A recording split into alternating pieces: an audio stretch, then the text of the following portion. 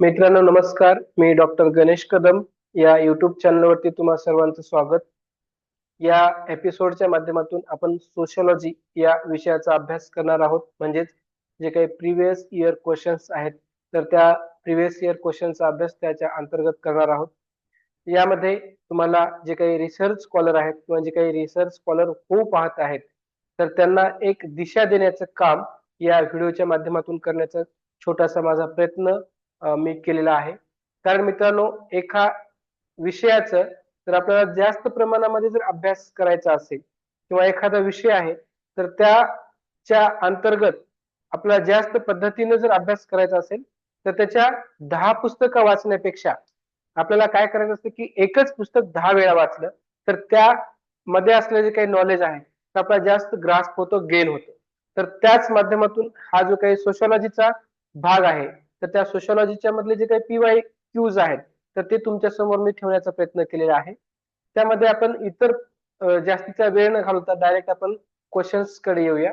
तर त्यामध्ये मित्रांनो पहिला जो काही प्रश्न आहे तर तो पहिला प्रश्न अशा पद्धतीने विचारण्यात आलेला होता की खालीलपैकी कोणते सामाजिक संशोधनाचे संदर्भित उद्दिष्ट आहेत आणि त्यामध्ये ऑप्शन जे दिलेले होते तर बॅकर, त्यानंतर मॅन्किम, बेली अँड बॅबी. तर त्यामध्ये ह्या बॅकर हे त्याचं काय आहे, करेक्ट आन्सर आहे. त्यानंतर सेकंड क्वेश्चन होता खालीलपैकी कोणता प्रकार व्हेरिएबल्सचा चलाचा नाही. जे काही व्हेरिएबल्स आहेत त्याला आपण डिपेंडंट, इंडिपेंडंट जे असं व्हेरिएबल्स म्हणतो तर हे दोन प्रकार त्याचे आहेत किंवा त्याचबरोबर इतर प्रकार सुद्धा त्याच्यामध्ये दिलेले आहेत. तर त्यापैकी कोणता योग्य पर्याय आहे तर ऑप्शन ए आहे dependent and independent, experimental and major हे सुद्धा त्याचं करेक्ट आन्सर होऊ शकतं.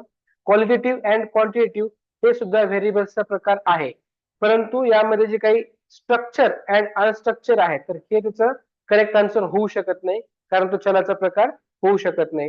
म्हणून संरचित आणि असंरचित ज्याला म्हणतो तर तो चलाचा प्रकार नाही. म्हणून option D is correct answer. त्यानंतर क्वेश्चन नेक्स्ट,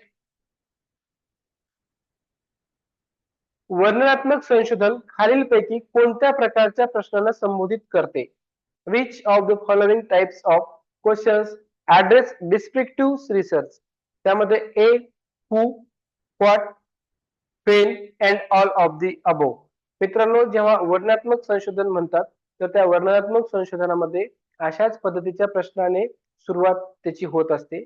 परंतु जेव्हा प्रायोगिक संशोधन आहे तर त्या प्रायोगिक संशोधनामध्ये सहसंबंध निर्माण करण्याचा किंवा सहसंबंध जोडण्याचा किंवा रिझल्टच्या बाबतीमध्ये चर्चा त्यामध्ये केली जाते. परंतु जेव्हा हे वर्णनात्मक संशोधन आहे तर ते अशा पद्धतीच्या प्रश्नार्थक शब्दाने त्याची सुरुवात होते. म्हणून ए बी सी हे त्याचं करेक्ट आन्सर आहे. म्हणून option D all of the above हे त्याचं करेक्ट आन्सर आहे. क्वेश्चन नेक्स्ट, कोण म्हणाले की जीवनशैली किंवा उपसंस्कृती, पद्धती, भाग, नातेसंबंध, गट, संघटना, सेटलमेंट आणि भूमिका इत्यादींचा अभ्यास करण्यासाठी निरीक्षण पद्धत अधिक योग्य आहे. त्यामध्ये ए ऑप्शन आहे लोफलँड, ब्लॅक आणि चॅम्पियन, गेलर्ट आणि गार्डनर. तर मित्रांनो करेक्ट आन्सर आहे ऑप्शन ए लोफलँड यांनी या वरील पद्धतीचं विधान त्यांनी केलेलं होतं. म्हणून ए ऑप्शन इज करेक्ट.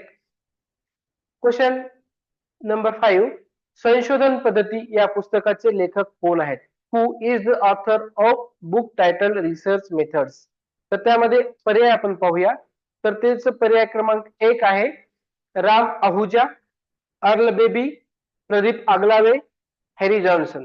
तर मित्रांनो प्रदीप आगलावे हे सुद्धा उत्तर करेक्ट राहू शकतं. परंतु त्यांच्या अगोदर डॉक्टर राम आहुजा यांनी या रिसर्च मेथड्सचं म्हणजे पुस्तक लिहिण्याचं कार्य त्यांच्या हातून झालेलं आहे. प्रदीप आगलावेंची देखील संशोधनाच्या बाबतीमध्ये, संशोधन पद्धतीच्या बाबतीमध्ये, रिसर्च मेथॉडॉलॉजीच्या बाबतीमध्ये खूप सारे पुस्तकं आहेत ज्यांचं रेफरन्स आजही आपण संशोधन करत असताना घेत असतो. परंतु त्याच्याही अगोदर डॉक्टर राम आहुजा यांनी या रिसर्च मेथड्स या पुस्तकाची निर्मिती त्यांच्या हातून झालेली आहे. म्हणजे करेक्ट आन्सर आहे ऑप्शन ए राम आहुजा. त्यानंतर खालीलपैकी कोणती संशोधन पद्धती नाही.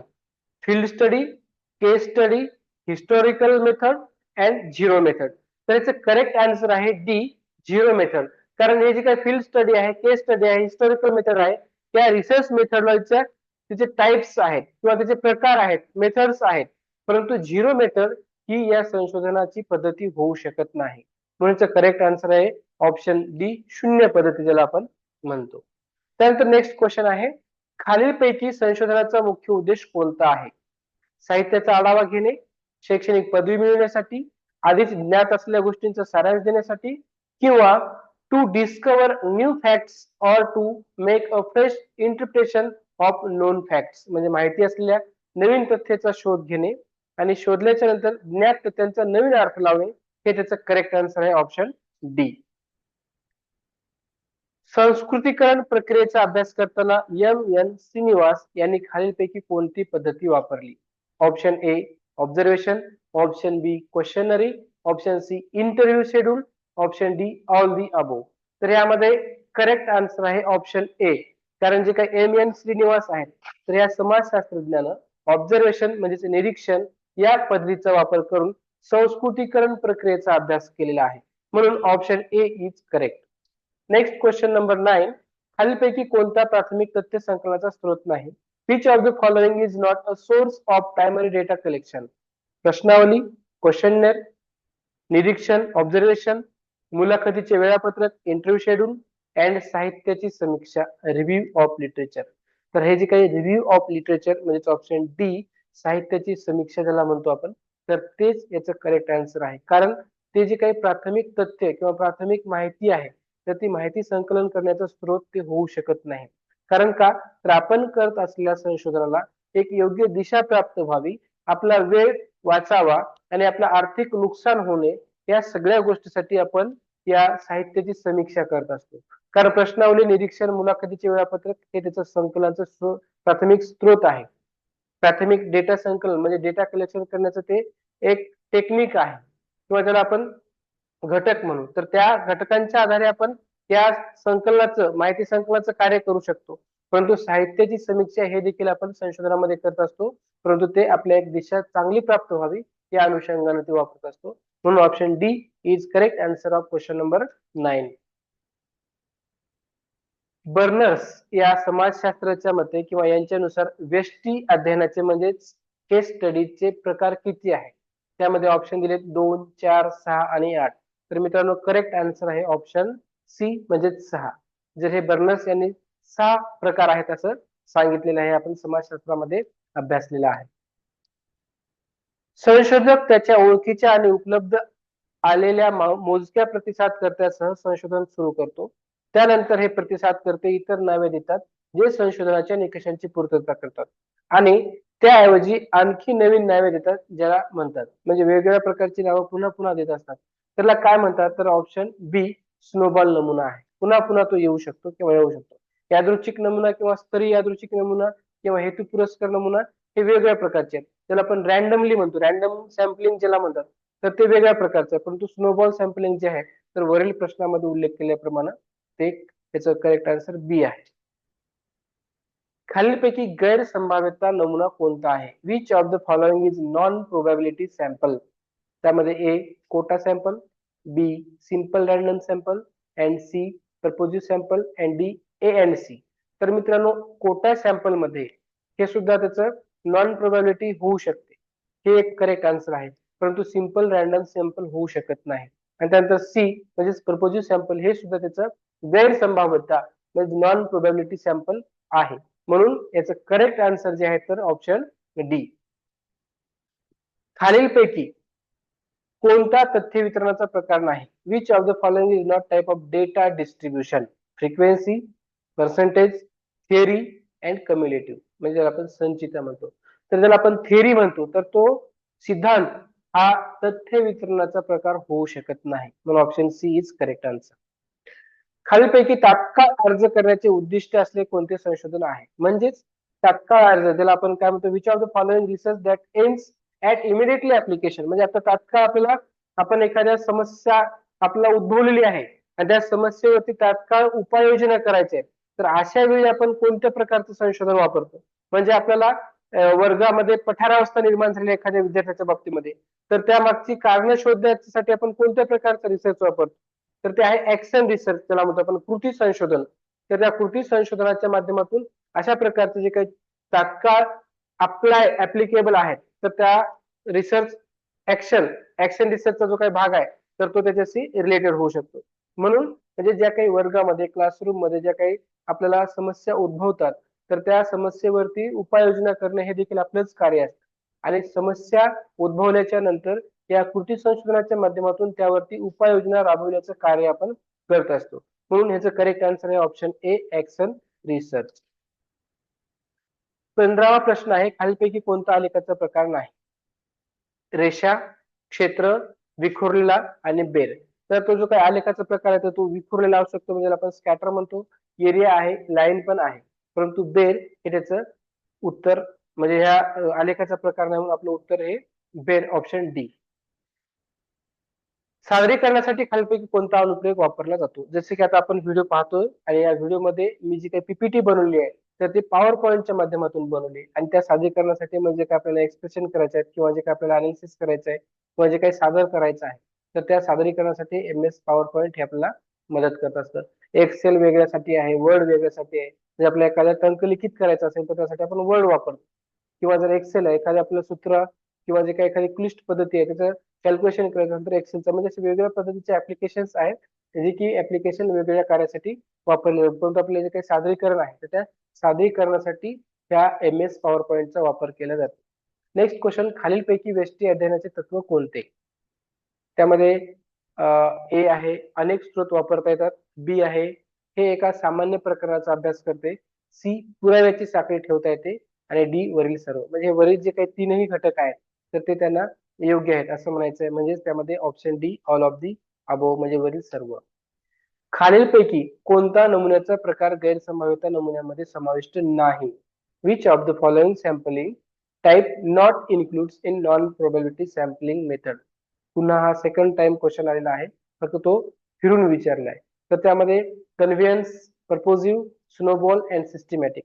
तर त्याच्यामध्ये जे काही डी ऑप्शन आहे सिस्टमॅटिक, ज्याला आपण व्यवस्थाबद्ध म्हणतो, तर तो त्याच्याशी समाविष्ट होऊ शकत नाही.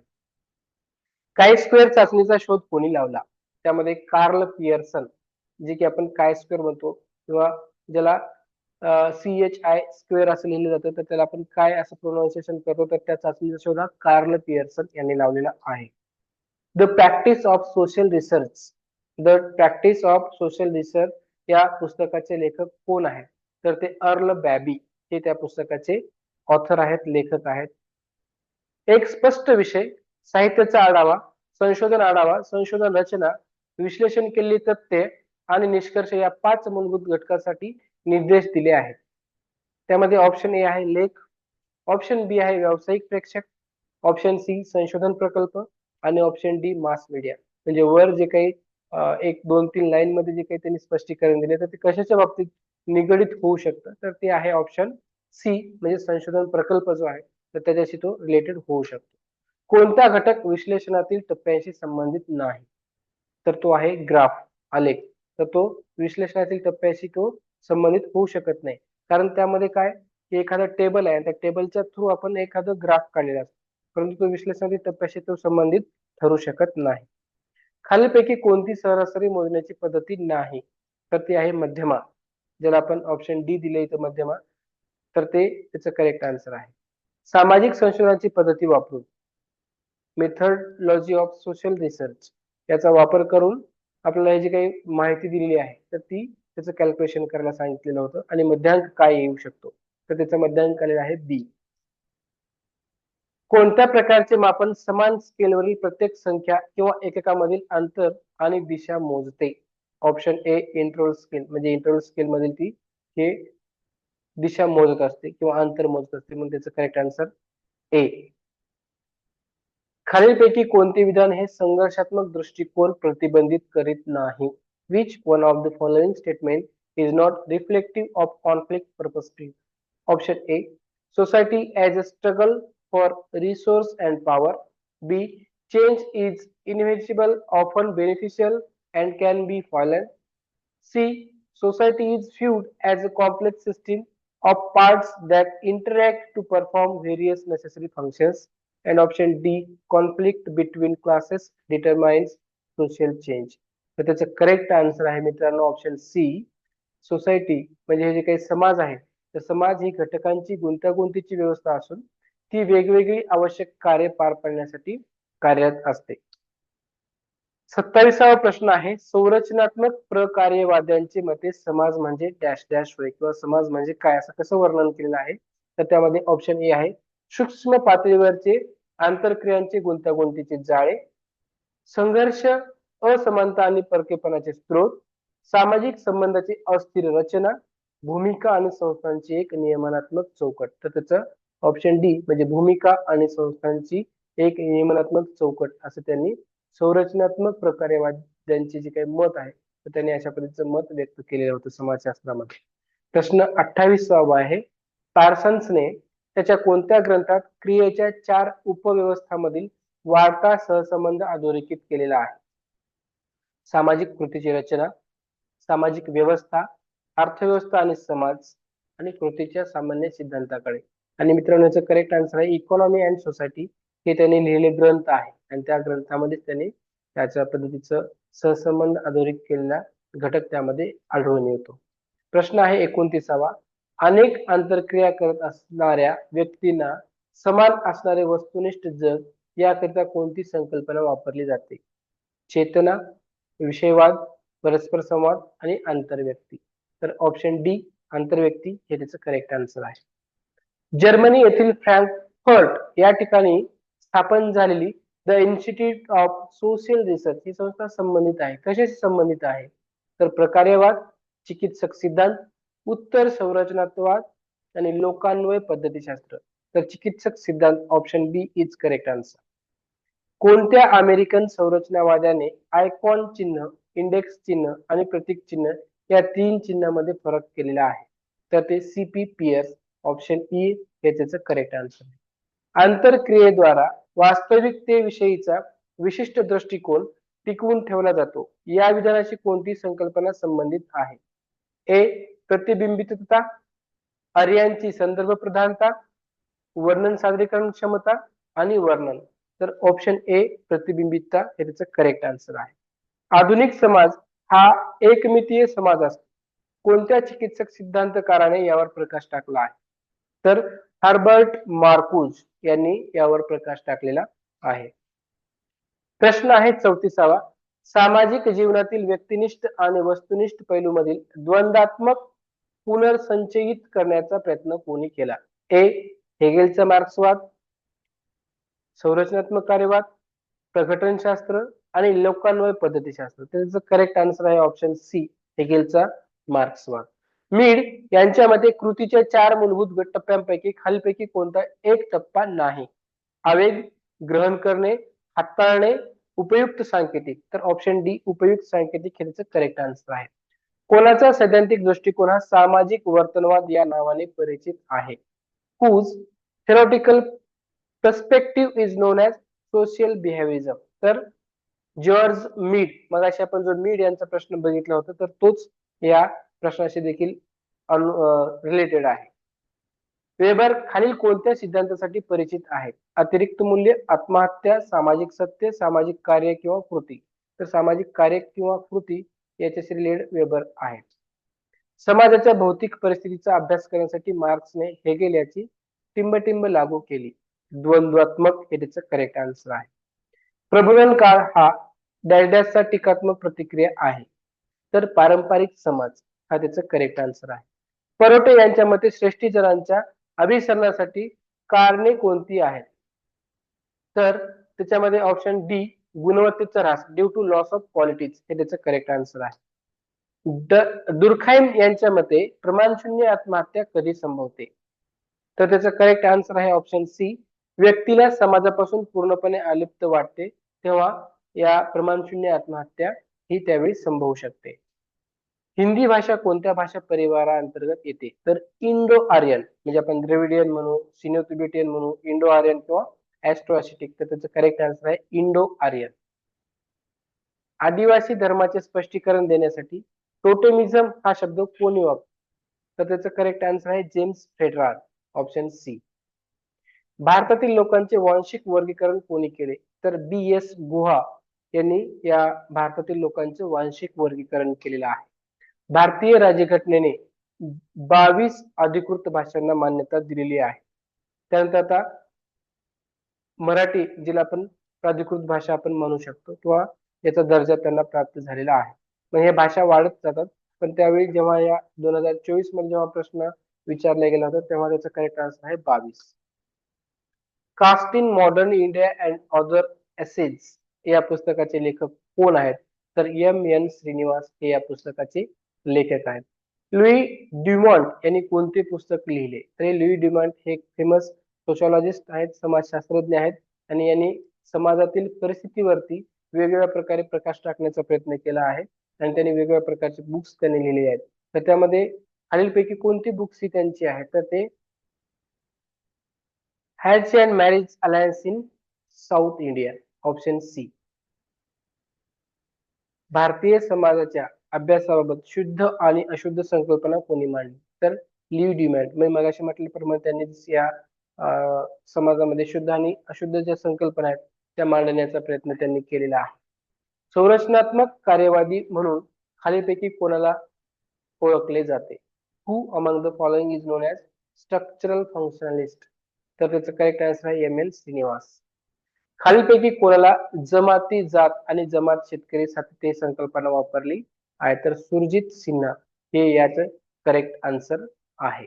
तर मित्रांनो, हे जे काही 50 प्रश्न यामध्ये मागच्या पेट मध्ये विचारण्यात आलेले होते आणि त्याचं अनालिसिस आपण केलेलं आहे. यामधून 50 प्रश्नांचं जर तुम्ही आता ऐकल्याप्रमाणे किंवा जर तुम्ही लिहिलं असाल किंवा ते स्क्रीनशॉट तयार करून 50 स्क्रीनशॉट मध्ये आपला सोशॉलॉजीचा एक चांगल्या पद्धतीचा जो काही घटक आहे किंवा एक सेट आपला त्यामध्ये तयार होऊ शकतो, जे की सोशॉलॉजी मध्ये स्टडी करणारे, सोशॉलॉजी मध्ये पेट मध्ये एक्झाम देणारे किंवा पेट मध्ये जे काही सध्या स्टडी करत आहेत तर त्या या विद्यार्थ्यांसाठी हा अतिशय सोपा आणि ज्याचं पेपर अनालिसिस विथ आन्सर्स केलेला आहे, तर त्याच्याशी रिलेटेड तुमचा अभ्यास चांगल्या पद्धतीने होऊ शकतो आणि एक चांगला सेट तुमच्याकडे, जे आपण इतर कोणत्याही पद्धतीचा अभ्यास करून, आता मी लुई डिमांड असेल किंवा जे काही श्रीनिवासन असतील तर त्यांनी कोणकोणत्या पद्धतीचे विचारले आहे, तर त्याऐवजी वेगळा समाजशास्त्रज्ञ त्यामध्ये विचारू शकतो. म्हणून आपल्याला एक फोकस त्या समाजशास्त्रज्ञावर करता येते की आपल्याला लक्षात येतं की बाबा समाजशास्त्रज्ञावरती देखील आपला प्रश्न त्यामध्ये विचारले जाऊ शकतात. आता मागच्या मध्ये जे काही समाजशास्त्रज्ञ विचारलाय कदाचित तोच रिपीट होऊ शकतो की मग त्यापेक्षा वेगळा एखादा समाजशास्त्र त्यामध्ये विचारला जाऊ शकतो. तर हा जो काही सोशॉलॉजीचा एपिसोड होता तर तो आपण ऐकलात, पाहिलात, लिहून घेतलात, त्याबद्दल तुमचे सगळ्यांचे आभार. आणि जर माहिती आवडली असेल तर या चॅनलला सबस्क्राईब करा किंवा लाईक करा किंवा कमेंट्स करा. थँक्यू.